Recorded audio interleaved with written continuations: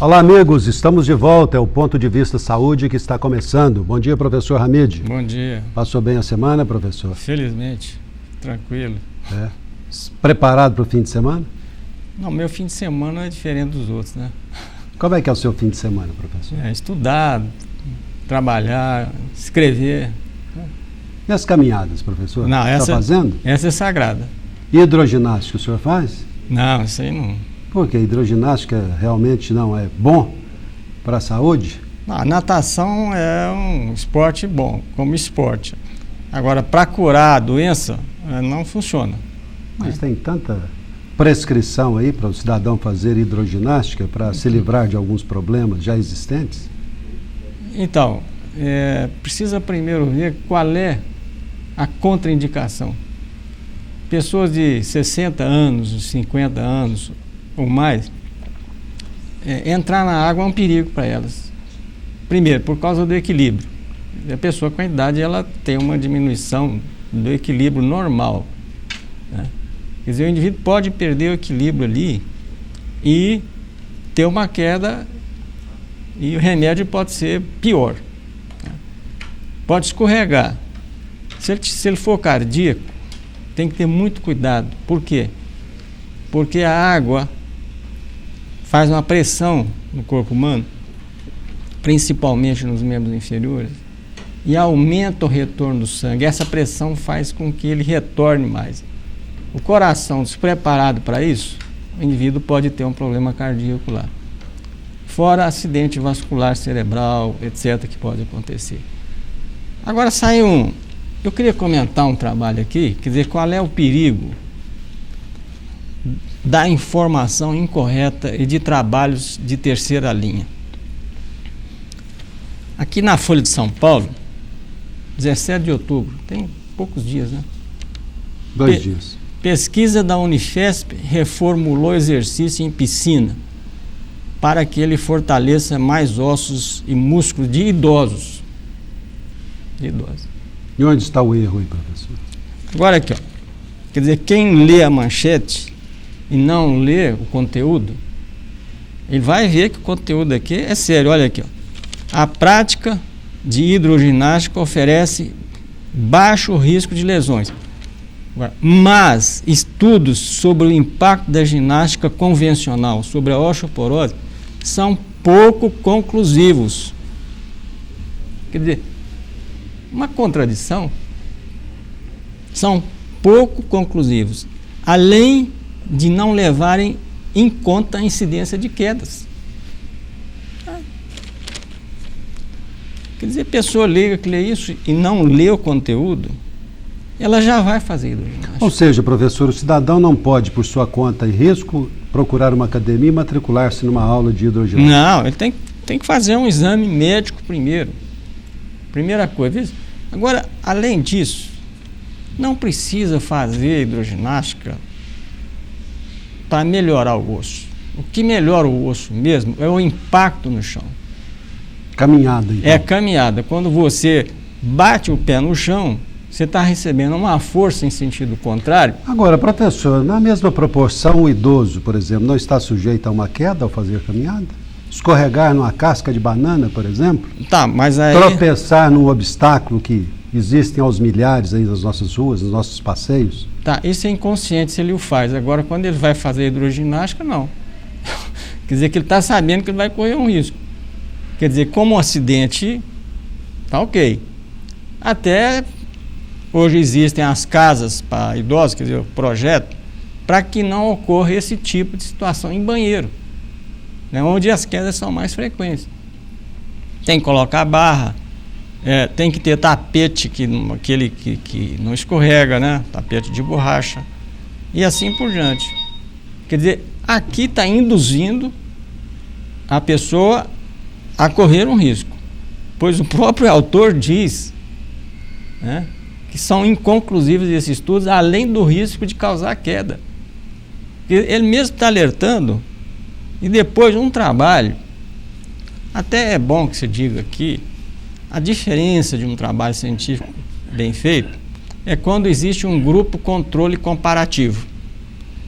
Por exemplo, o grupo controle tem que ser homogêneo, da mesma idade. Não pode comparar crianças com pessoas de 70 anos. Da mesma forma, se for para fazer um trabalho assim, para a produtividade do pepino, por exemplo, tem que usar pepino como grupo controle, não tomate. Quer dizer, tem que ter homogeneidade na amostra, né? Então aqui eles pegaram 40 pessoas.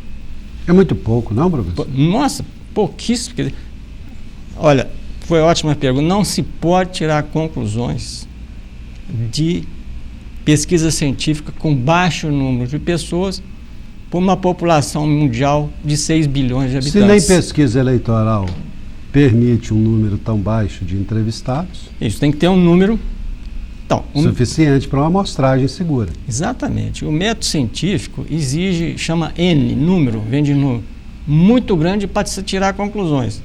Às vezes, quando é um trabalho muito rigoroso, pode-se tirar conclusões com 100 pessoas, com 50. Porque existe um método estatístico, né, para aumentar de uma forma científica aquele número que possa chegar a conclusões, né? Aliás, as grandes descobertas da humanidade, por exemplo, foram assim, ao acaso e com um pequeno número. Anestesia, por exemplo, nós podemos até falar, como é que foi a descoberta da anestesia? Foi numa pessoa, começou com uma pessoa. Então, um trabalho dessa monta aqui é gravíssimo, né? Mas para sintetizar, professor, a hidroginástica fortalece ou não músculos e ossos?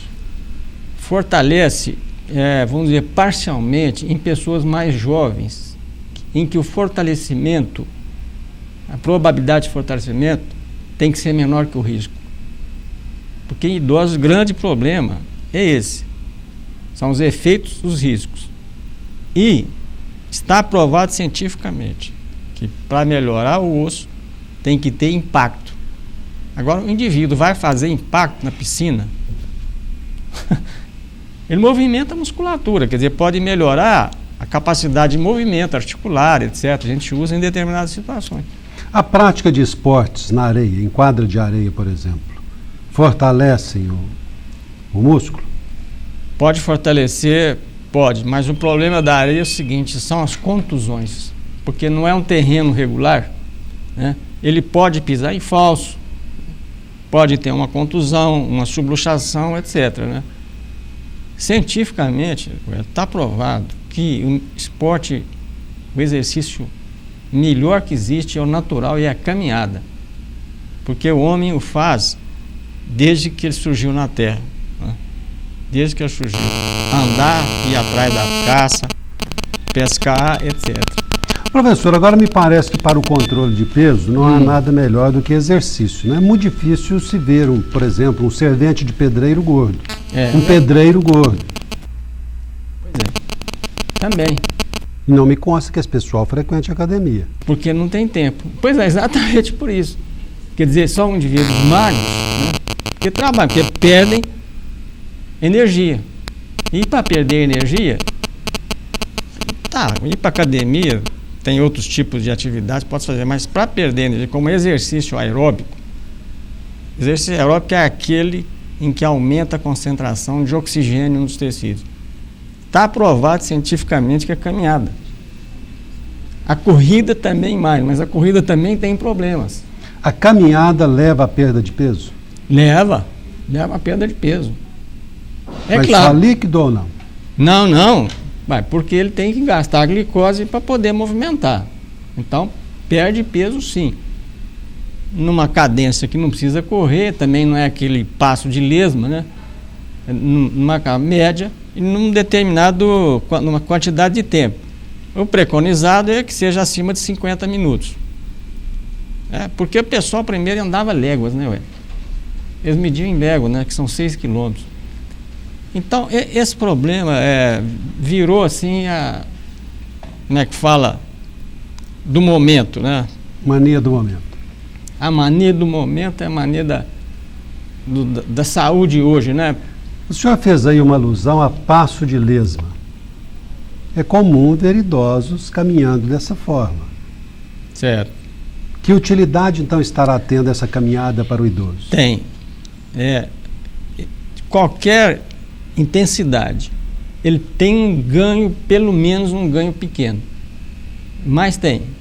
Também o idoso não precisa andar 10 km, porque a capacidade dele de gastar energia é menor, né? Quer dizer que ele se for para emagrecer, já emagrece por causa da própria fisiologia.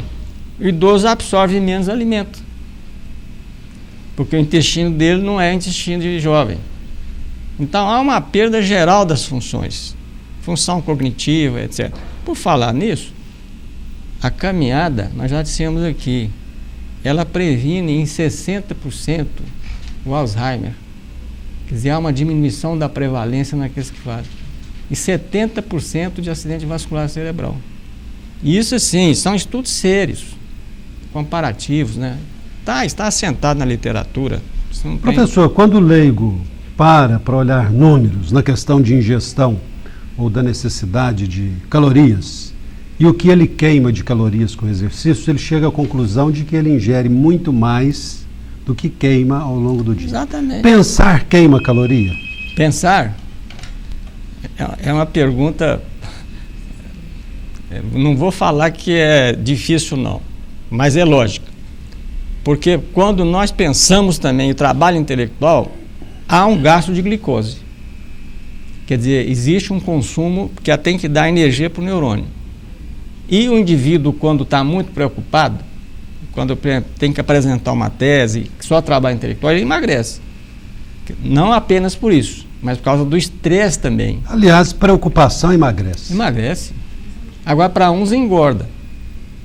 Para uns poucos, né, professor? Uns poucos, Porque a ansiedade, tanto ela pode emagrecer, como fazer com que o indivíduo coma mais. Tem gente que na ansiedade vai mais vezes à geladeira. Vai à noite, inclusive, e tal. Vai roubar na geladeira, né? Professor, qualquer atividade que façamos, estamos queimando energia. Qualquer atividade. Todas as Aqui nós estamos queimando energia. Então, é claro que numa quantidade menor, né? Quer dizer, ambiente agradável, sem estresse, conversando tranquilamente, ele queima menos energia. Não dá para queimar energia só conversando, não, professor? Dá conversando também. É preciso fazer exercício. Exercício. Até conversar também, senão o indivíduo ele fica um sociopata, né, que a gente fala. Professor, e a verdade, desculpe, que tudo aquilo que não usamos atrofia? Verdade. Isso é um princípio conhecido já de Hipócrates. Ele falava, tudo aquele que não é usado, ele deteriora. Se a pessoa ficar... Desculpem, gente. Por favor, corte um pouquinho.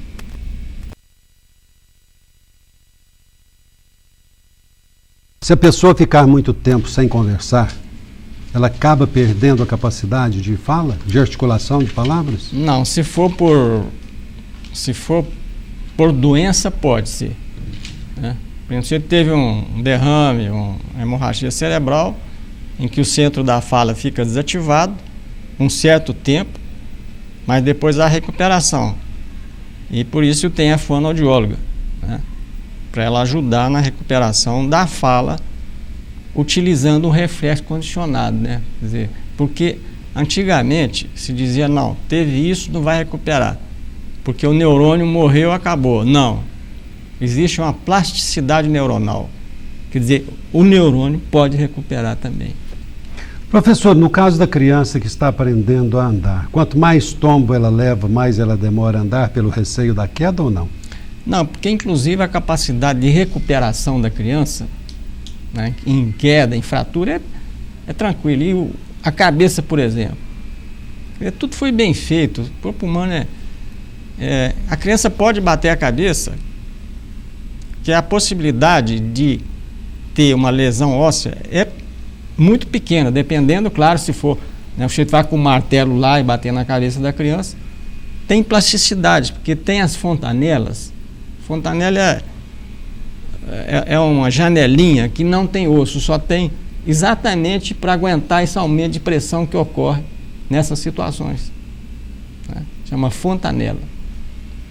Inclusive, quando fecha a fontanela precoce, antes da hora, o cérebro não cresce, e isso já é uma doença. Mas isso não é motivo para se deixar a criança ficar caindo, não? Não, a criança tem que cair, tem que andar descalço, tem que machucar. criança não pode ficar num redoma, não.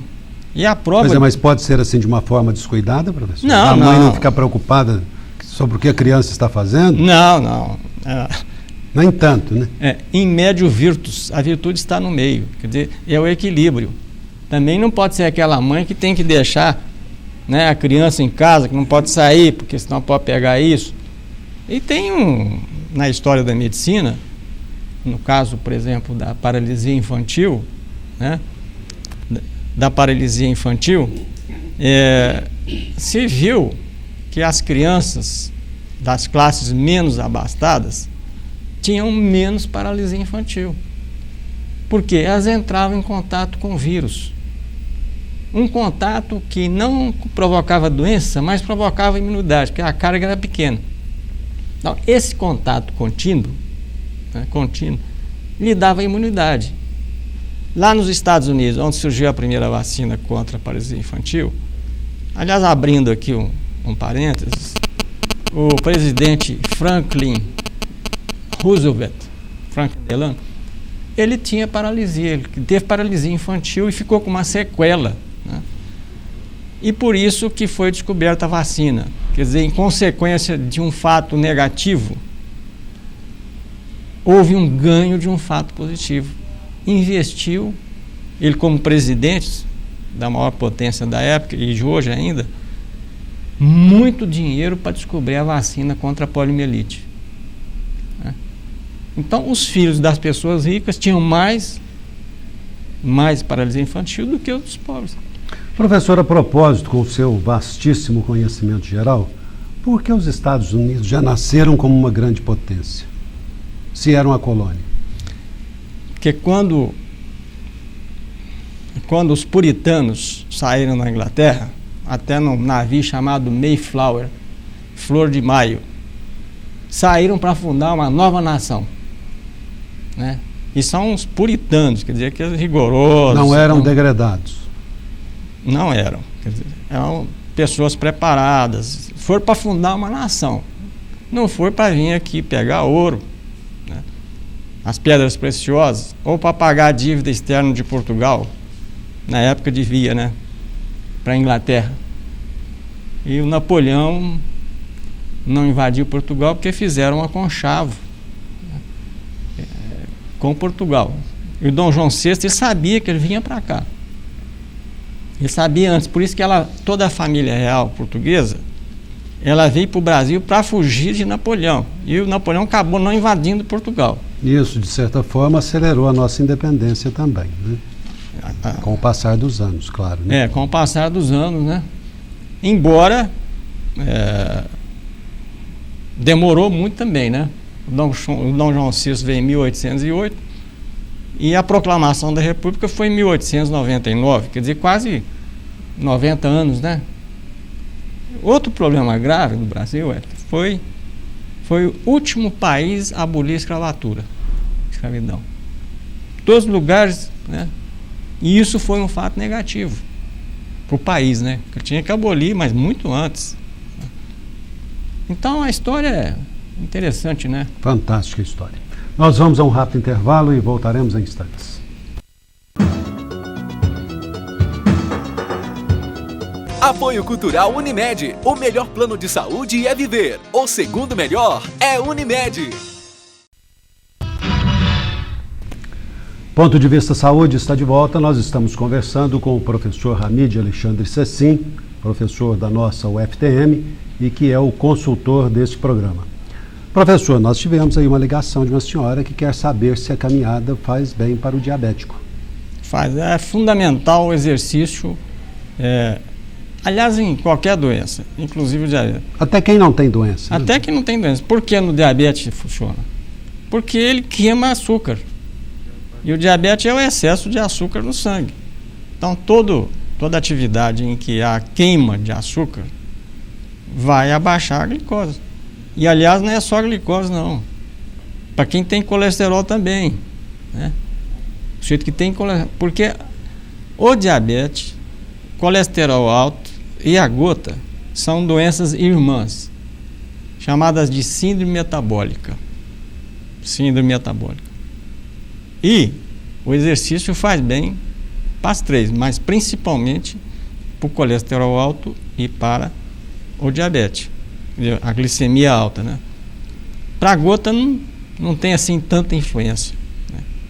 Porque também o indivíduo que tem gota, às vezes ele não pode andar na crise, né? Ele tem dificuldade de andar. Mas o exercício é recomendável em qualquer doença da medicina. Professor, já do outro lado aqui, outra telespectadora diz que fazia caminhada e andava de bicicleta, ela tem cerca de 60 anos, e que o médico desaconselhou esses procedimentos e recomendou a hidroginástica. No começo do programa aqui o senhor falou sobre as contraindicações da hidroginástica. Agora é o caso de se perguntar, é preciso saber qual ou quais são as reais condições do paciente para que tenha havido a recomendação da hidroginástica? Claro, o indivíduo precisa, aliás, qualquer recomendação médica, ele tem que saber o histórico dele, os antecedentes, contraindicações. Às vezes a pessoa com a mesma idade, com a mesma doença, tem prescrições diferentes, tem recomendações diferentes. Vamos supor, essa pessoa, por exemplo, se ela tiver insuficiência cardíaca, algum problema cardiológico, não pode fazer essa recomendação.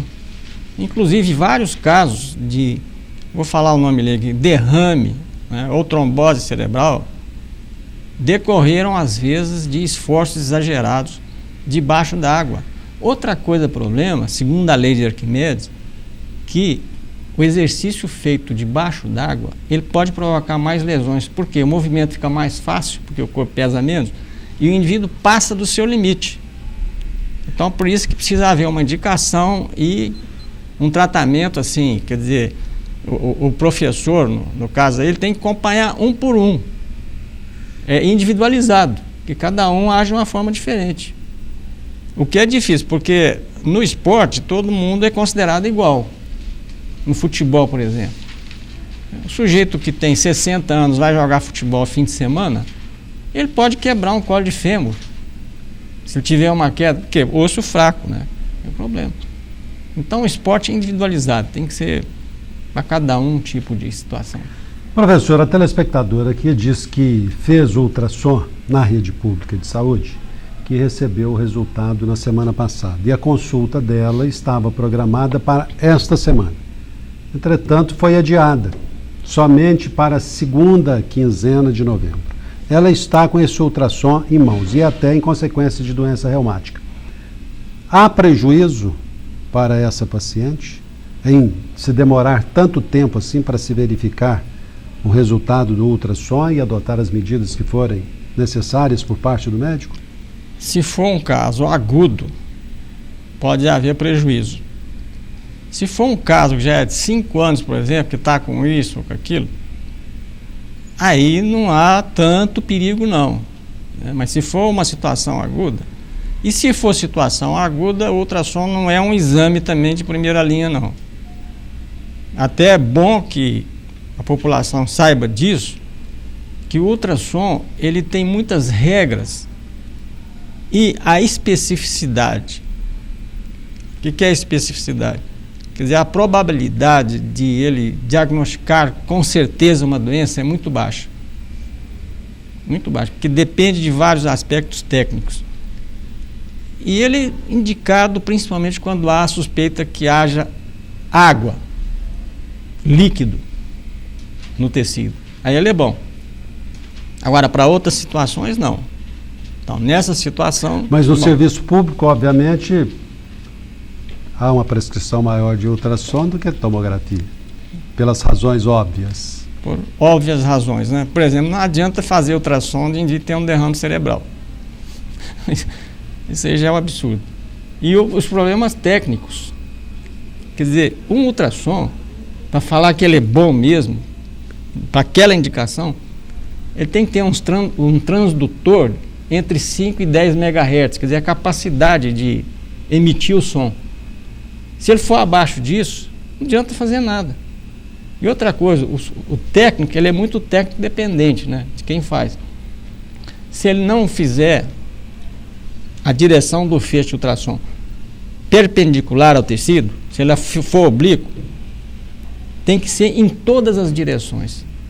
Quer dizer, são problemas técnicos que não interessam aqui a população, Mas já que houve a pergunta, eu acho que precisava falar também. Professor, passei diante de uma ótica e vi lá escrito assim em um cartaz: óculos a R$70, armação e lente. O senhor não é oftalmologista, mas a pergunta é: se alguém consegue vender armação e lente a R$70, deve ter gente ficando milionária em Uberaba, né? Ou não, é possível? Não, a primeira pergunta é o seguinte: foi com receita médica ou não? Porque óculos comprado aí no 1,99 ou... Como é que chama essa rua aí que vende? Esse lugar aí que vende óculos, né, para todo mundo. Se tu vai lá, supermercado... Você vende. Supermercado... Vendi, acho que isso está proibido. Né? Está proibido. Supermercado, por exemplo, não pode vender. Toda indicação de um procedimento médico deve ser feito pelo médico, né, por várias razões. Professor, mas independentemente de ter a prescrição médica ou não, a lente tem um custo. A armação tem um custo. Por que alguém consegue vender a 70 e outros cobram 400? Pois é, aí que está o negócio. Porque não existe milagre na face da Terra. Porque esse óculos 70 não é igual ao de 400. Da mesma forma que um Fusca não é igual a, vamos dizer assim, uma BMW ou um Lexus aí da Toyota. Existem lentes de ótima qualidade e lentes de péssima qualidade. Claro. Não existe milagre. Por que o remédio de marca custa mais? Tem uma razão para isso. Porque existe uma fiscalização rigorosa, né, sobre a eficácia do medicamento. Do genérico não, professor? Não, do genérico também ele é uma cópia idêntica. Só que existe no medicamento um negócio chamado excipiente, né? Quer dizer, aquilo que veicula o remédio. É uma capa. Outro problema é o seguinte: é a quantidade da substância ativa que tem no comprimido. Quem é que vai checar isso? O indivíduo, em vez de colocar 200 miligramas, ele coloca 100. Mas e quem checa isso em relação aos laboratórios de marca? Quem checa? Eles mesmos. Por quê? Eles não são bobos, não. Porque se o remédio não funcionar, o médico passa a não receitar e ele sai de mercado.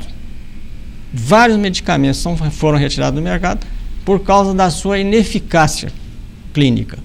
E eles fazem pesquisa, eles fazem controle. Também não vamos falar assim que são santos, não. Só que o negócio é do outro lado, não é desse. Então, os medicamentos de marca, eu não estou fazendo propaganda, quero deixar claro, fazendo justiça. Tem um controle mais rigoroso de qualidade. Muito mais sério. A gente verifica lá assim, numa caixinha de medicamento, está lá o nome do produto e dizendo 10 miligramas, 5 miligramas, 50, 100, etc. e tal. Isso é o peso da substância que vai no comprimido ou o comprimido como um todo? Não, é a quantidade, a quantidade da substância ativa. Pois é, se eu pesar um comprimido e for de 50 miligramas, ele deve pesar 50 miligramas?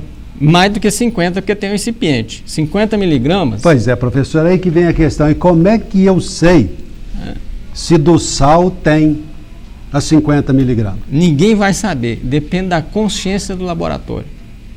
Então, aí o que tem que... Olha, já teve até um fato como esse no Brasil. Tinha uma rede lá em São Paulo chamada Viado de Ouro. Fazia manipulação. E depois se descobriu... A vigilância descobriu que a substância ativa, até quebrou esse negócio, esse laboratório aí, não era aquela, né? E o anticoncepcional que eles também fabricavam, não tinha a mesma quantidade. Aí começou a nascer gente tomando anticoncepcional. Aí que começou a descobrir a coisa. E foram investigar, a substância ativa não era aquela proposta na bula ou aquela pedida pelo médico. Professor, não é a especialidade do senhor, mas o senhor entende bem de farmacologia. Isso aqui é para os homens. Nesta questão dos remédios como Viagra, Cialis e outros mais, existem já farmácias em Uberaba fazendo comprimido manipulado. Nas próprias bulas desses remédios de laboratório, lá falam sobre alguns cuidados que o paciente deve ter, algumas contraindicações, e nesses casos do manipulado, que não vem bula, algumas pessoas compram por ser mais barato. Pode ter alguma consequência? A responsabilidade do médico que receita. Não, mas isso o médico não receitou, professor. Está em não, se não receitou, nem dá para... Né? Porque os efeitos colaterais do medicamento terão que vir nas bulas. A bula é obrigatória. A bula é obrigatória quando tem um remédio. Quando é manipulado, pode ser também vendido. Só que essa bula, oralmente, ela tem que ser transmitida pelo médico. Não apenas em relação à eficácia, hora de tomar, etc., mas dos efeitos colaterais e da interação medicamentosa. Vamos supor, o indivíduo está tomando anticoagulante porque teve um derrame. Ele vai lá na farmácia e fabrica um anti-inflamatório para ele.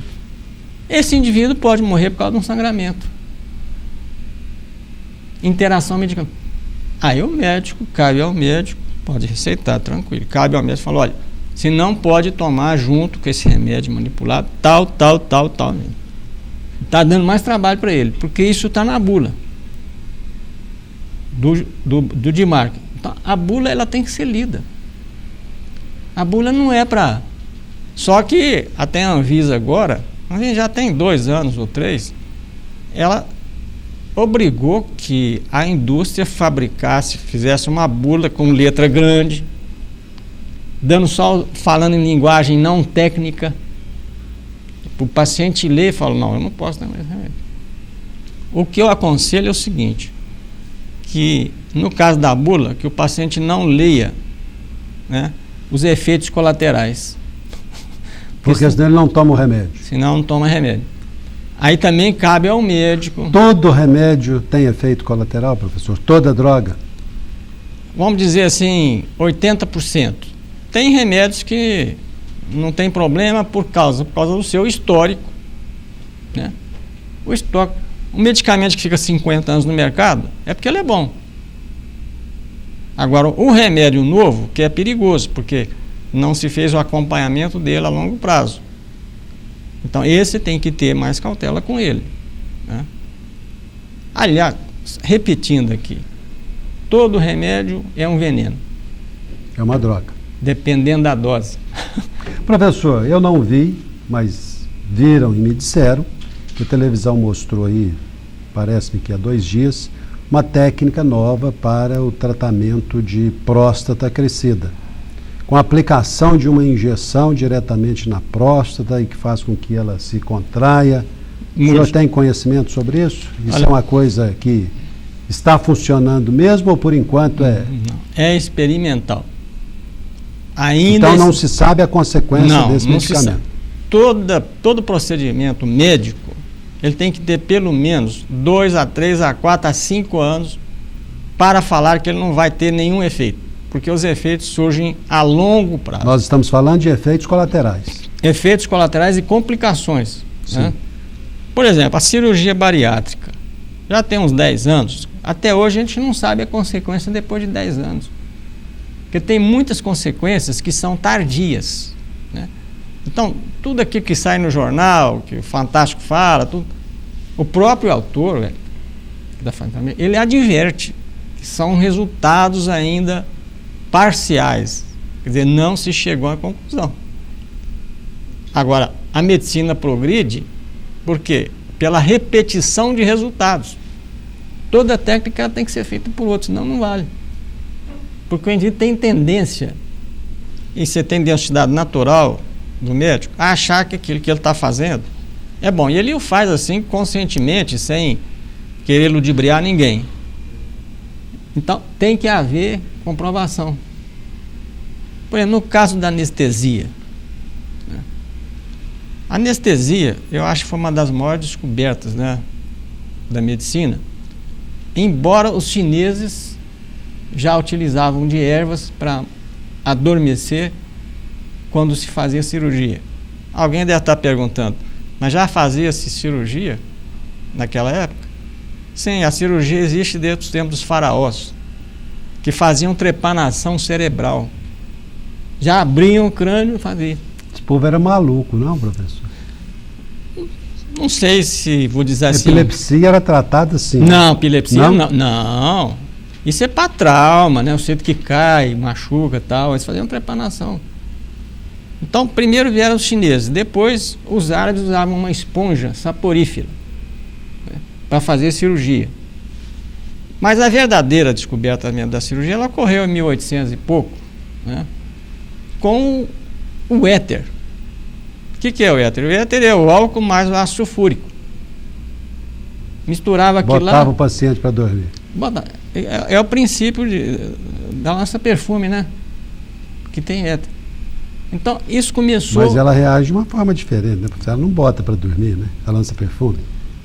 Não, ela dá muita alegria, mas ela deve ter uma chamada óxido nitroso. O óxido nitroso era o gás do riso. Então, eles promoviam aquelas festas de... Não vou falar bacanal aqui, porque não deve ser para isso, né? Festa Afinal de contas, esse é um programa sério, né, professor? É um programa sério. Festa do riso, noite do riso. Aí um dia, um sujeito caiu lá, machucou a perna, não sentiu dor. Aí o observador lá falou: o mais esperto, o mais sóbrio. Mas tem o mais esperto que você está pensando, né? Nessa festa do riso e do éter também, né, que dava, um médico de uma cidade que tem, ontem eu até falei em outro lugar, aí tinha 1000 habitantes, tinha 400, eu fui checar hoje. 400 habitantes, era uma aldeia, chamava Jefferson, no estado da Geórgia, nos Estados Unidos. Ele viu isso e ele era médico. Aí um indivíduo precisava, tinha 2 caroços aqui no pescoço, no abscesso, já não estava aguentando de dor. Ele utilizou o gás do riso nele e o éter juntos, talvez. Fez a cirurgia. Quando o indivíduo acordou, viu que estava sem aquilo, não acreditou. Estava descoberta a anestesia. Por acaso? Observação. Sim. Observar. Porque na Inglaterra também, antigamente, usavam o éter. Só que era proibido, né? Na Guerra da Secessão usava o álcool. É o uísque. É o uísque. Tem grande quantidade de álcool também, que o álcool também adormece, né? Porque ele age sobre o sistema nervoso. Mas nessa conversa uma conversa mais sociológica da anestesia, até eu já falei isso. Tinha uma mulher na Inglaterra que ia dar à luz, né? Até pode falar parir, que não está errado, a 2 crianças, gêmeos, e ela estava morrendo de dor e precisava de anestesia, porque já também na Inglaterra descobriram mais ou menos isso, né? O que aconteceu com essa mulher? Ela foi executada. Por quê? Porque naquela época tinha que sentir dor. Quanta ignorância, hein, professor? Só que quando um anestesista lá, um médico, foi indagado, ele falou: não, isso aí não está errado, isso não é coisa, não é pecado. Por quê? Porque Deus, né, criou o homem e depois de um longo tempo dormindo, ele tirou uma costela para fazer a mulher. Ele deu anestesia já. Se foi isso, foi uma anestesia, então não é pecado. Sim. Aí deixou de ser pecado. Tá certo. Nós vamos a mais um rápido intervalo e voltaremos em instantes. Apoio Cultural Unimed. O melhor plano de saúde é viver. O segundo melhor é Unimed. Professor Hamid, o mundo e as modernidades estão fazendo com que o homem fique mais exposto a doenças absolutamente desconhecidas, novas doenças, vírus e bactérias mais resistentes? É verdade. Porque existe um fenômeno chamado mutação, que é a transformação molecular de um vírus, modifica a composição química dele para outra. Porque o vírus é inteligente também. Quer dizer, ninguém imagina por quê. Ele muda quando submetido a determinado remédio para sobreviver, né? Não vou falar em português, mas quem fala essa struggle for life, quer dizer, a luta pela vida, né? Um provérbio em inglês. Todo mundo luta para viver. Bactéria, vírus, né? Por exemplo, todo organismo vivo luta para viver. O vírus da gripe. Esse vírus da gripe suína aí foi uma mutação. Foi um traque, né? A gente achava que seria uma bomba, né? Não deu muita consequência, não. Até o Brasil perdeu aí, comprou o Tamiflu, né, para tratar. Tá aí, vai perder, né? Vai perder validade, foram milhões e milhões de reais. E mesmo estoque de vacina, né? Então, mas também se não faz isso e acontece, né? Aí seria, né? Aí é acabar com a Anvisa, com Lula, etc. Eu acho que o governo agiu bem, porque ninguém sabia. Agora, quem sabia disso foram os vendedores de remédio.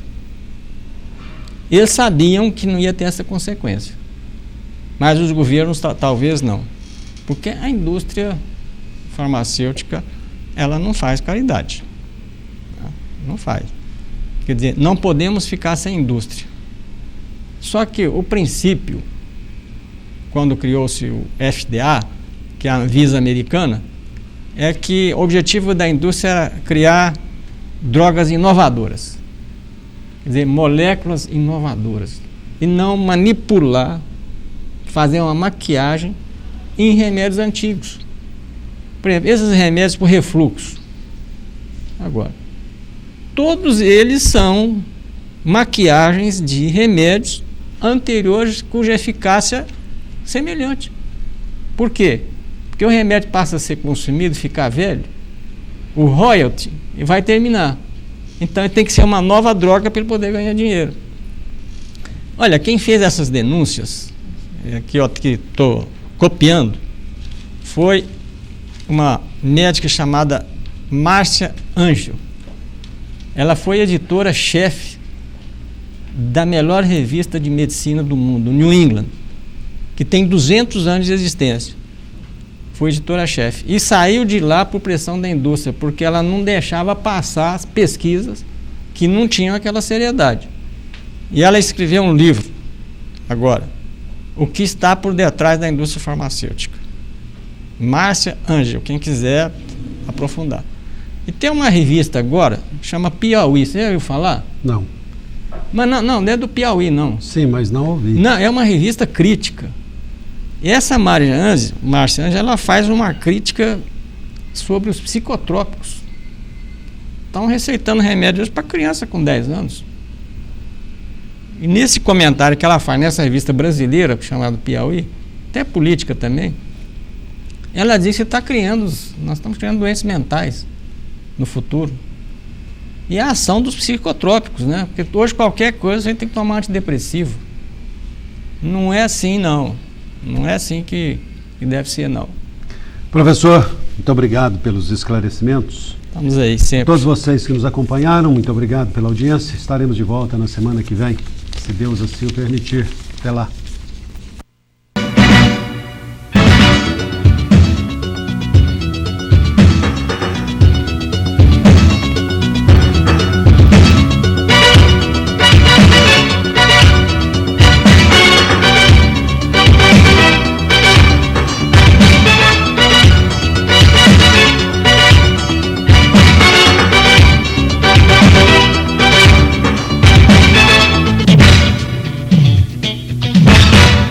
Apoio Cultural Unimed, o melhor plano é viver. O segundo melhor é Unimed.